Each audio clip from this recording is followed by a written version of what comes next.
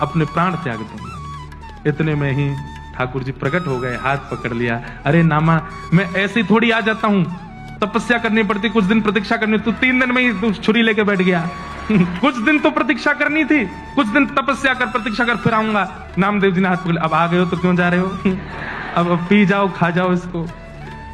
ठाकुर जी बोले बहुत सरल है, बहुत सहज है। बंधुओं, या तो भयंकर तपस्वी नाम जापक आदि कुछ बन जाए तो भगवत कृपा, या अत्यंत सरल सहज बन जाए, इतना सीधा, इतना भोला भौंदू बन जाए तो ठाकुर जी की कृपा होती है। बैठ गए। नामदेव जी सुंदर सुंदर पकवान देते हैं, ठाकुर जी प्रेम से पाते हैं। अब तो इतने प्रसन्न हो गए नामदेव जी कि रोज ठाकुर जी आते हैं। नाना जी लौट करके आ गए कुछ दिन बाद।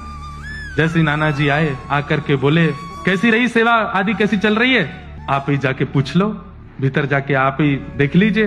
तुम्हारा जैसे वामदेव जी ने प्रवेश किया तो ठाकुर जी अलग ही चमक रहे थे, और मंदिर का वातावरण, आभा, प्रभा, सुगंधी सब कुछ से लगने लगा कि ठाकुर जी सेवा तो हुई है।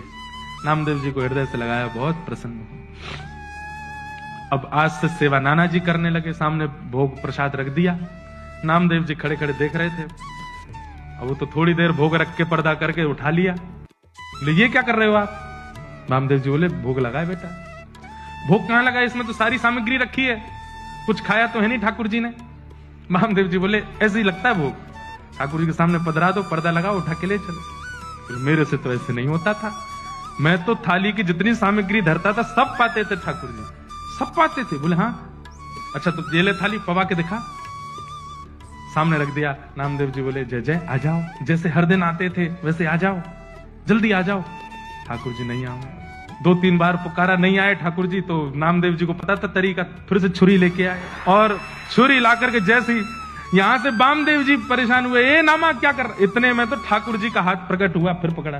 बोले तूने बढ़िया तरीका ढूंढा, बार बार छुरी रख लेता गले पे। हाँ, आप लोग नहीं करना जैसा है ना। ये सुनकर के करने वाली बात नहीं थी ना, उन्होंने सुना थोड़ी था कहीं से, वो तो जिद थी उनकी अपने आप ही। ठाकुर जी बोले नामा, तुझे मैंने बोला था ना, इतनी जल्दी प्रकट नहीं कराया कर मुझे, थोड़ी तो तपस्या, थोड़ा तो धैर्य किया कर। मुझे कितना कुछ छोड़ के आना पड़ता है, पूरा ब्रह्मांड का भार मेरे सिर पर है, सब कुछ देखना होता है, तू समझता ही नहीं है। बोले अच्छा ठीक है, नाना जी को दर्शन दो। नाना जी तो वैसे ही भाव विभोर खड़े बैठे सामने। इतना जीवन निकल गया, कभी ठाकुर जी नहीं देखे। बारे नामा, तेने इतने दिन की सेवा में ठाकुर जी प्रकट कर दिए। ऐसे श्री नामदेव जी महाराज हमारे, ठाकुर जी तो आने को तैयार बैठे हैं, ठाकुर जी तो प्रकट होने को आज भी बैठे हैं। आपके प्रस्तुतिकरण में कहीं कमी है, आपकी सेवा में कहीं कमी है,